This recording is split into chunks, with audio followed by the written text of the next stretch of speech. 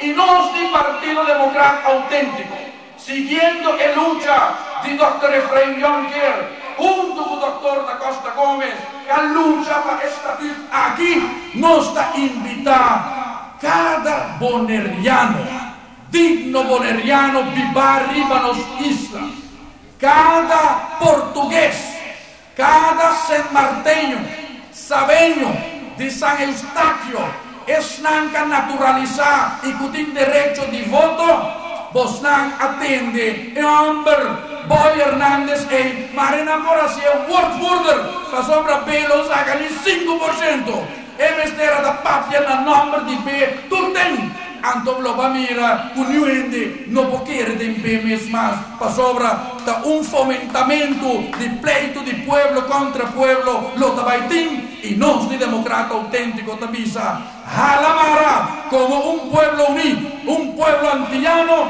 para nos garantizar existencia de Antillas, para nos enfrentar a Holanda, rumbo para nos independencia, para después volver en un referéndum aquí, si mira que nos tuviera independiente, da momento que se te llega.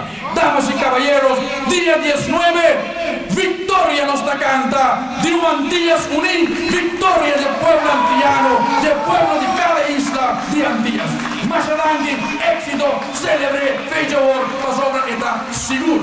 Y monta verde, manera y afro de misa, ni nada. Más adelante. Presenta Agustín Miguel Díaz.